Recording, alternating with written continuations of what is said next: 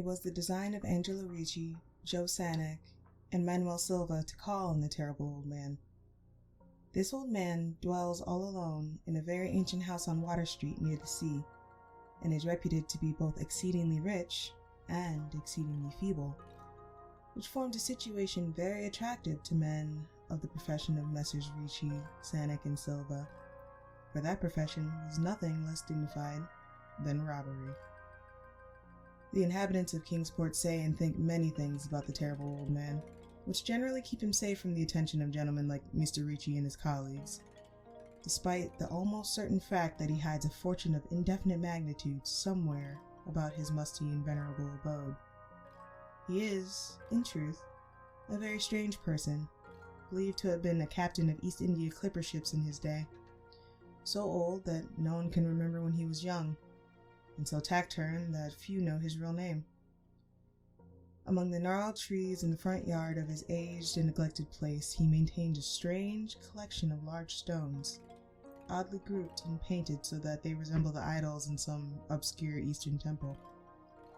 The collection frightens away most of the small boys who love to taunt the terrible old man about his long white hair and beard, or to break the small pane windows of his dwelling with wicked missiles. But there are other things which frighten the older and more curious folk who sometimes steal up to the house to peer in through the dusty panes.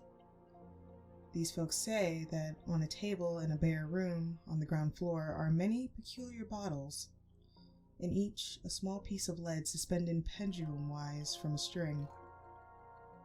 And they say that the terrible old man talks to these bottles, addressing them by such names as Jack, Scarface, Long Tom, Spanish Joe, Peters, and Mate Ellis, and that whenever he speaks to a bottle, the little lead pendulum within makes certain definite vibrations as if in answer.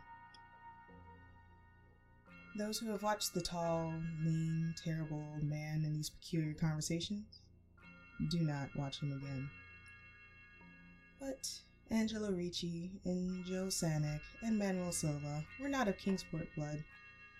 They were of that new and heterogeneous alien stock which lies outside the charmed circle of New England life and traditions. And they saw in the terrible old man merely a tottering, almost helpless graybeard who could not walk without the aid of his knotted cane, and whose thin, weak hands shook pitifully. They were really quite sorry in their way for the lonely, unpopular old fellow, whom everyone shunned, and at whom all the dogs barked singularly.